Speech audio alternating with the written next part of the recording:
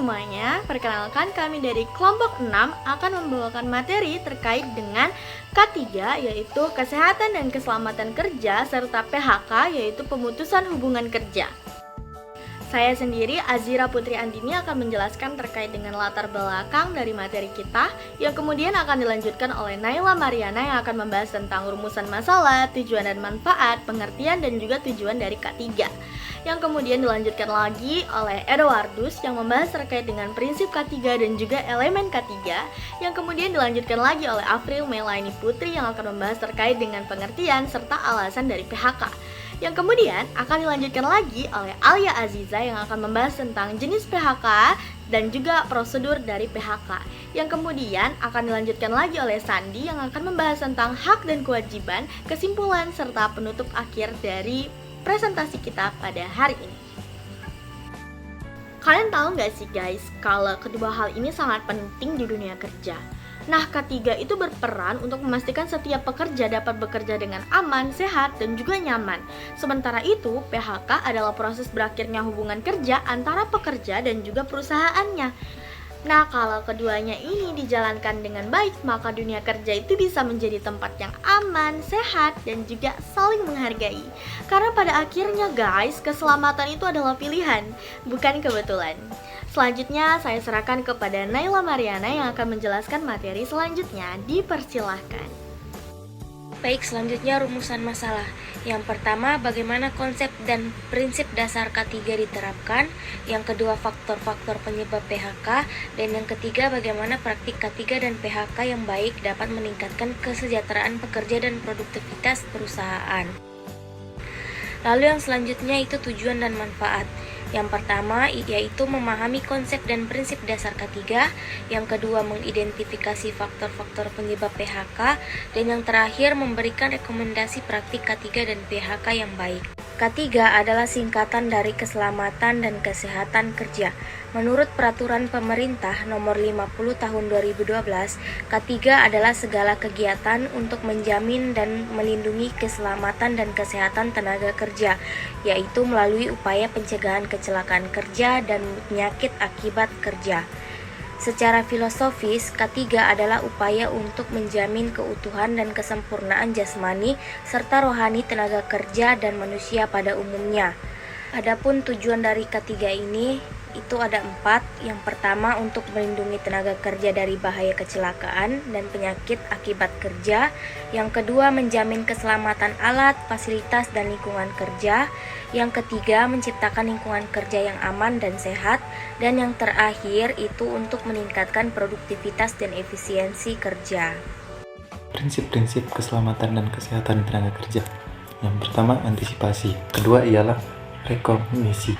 Yang prinsip yang berikut yaitu evaluasi. Nah, yang berikut pengendalian. Nah, yang berikut elemen-elemen kesehatan dan keselamatan kerja. Fondasi sistem manajemen keselamatan dan kesehatan kerja. Nah, elemen-elemen ini merupakan komponen penting yang dalam suatu sistem manajemen keselamatan dan kesehatan kerja yang efektif. Nah, penerapan elemen-elemen ini secara sistematis dan berkelanjutan akan membantu perusahaan menciptakan lingkungan kerja yang aman, sehat, produktif. Baik, di sini saya akan menjelaskan tentang PHK adalah pemutusan hubungan kerja antara pekerjaan atau buruh dengan pengusaha yang menyebabkan berakhirnya hak dan kewajiban di antara keduanya.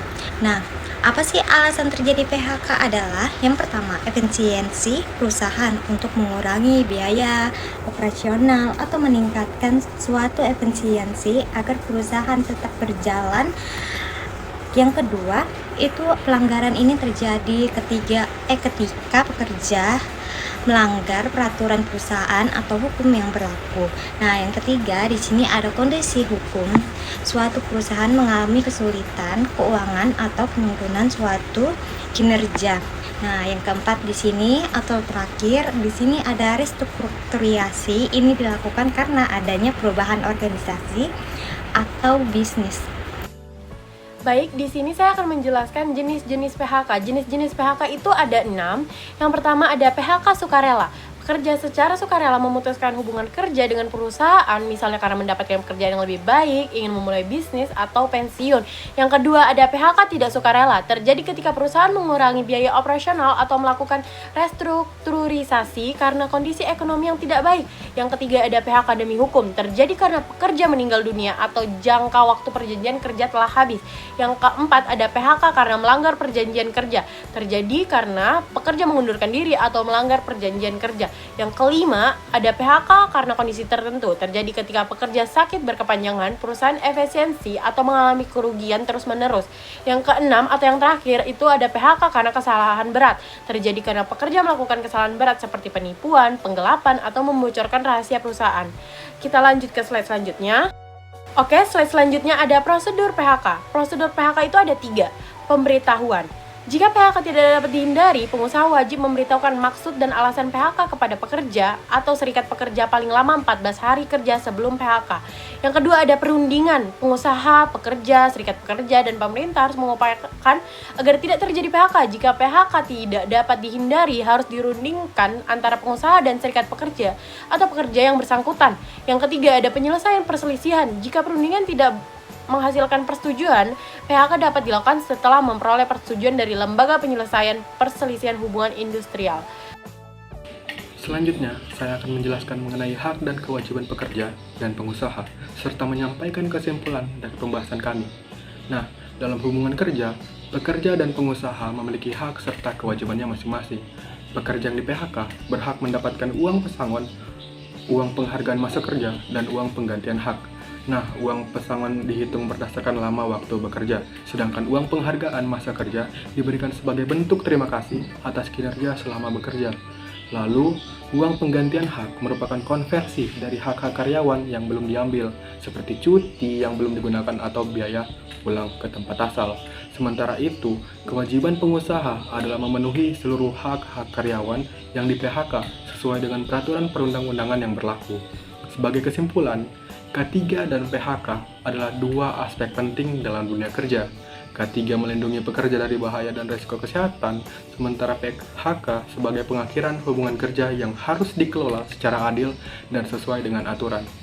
Nah, pemahaman dan implementasi yang tepat akan menciptakan lingkungan kerja yang aman, sehat, produktif, dan harmonis, sehingga akan menguntungkan semua pihak.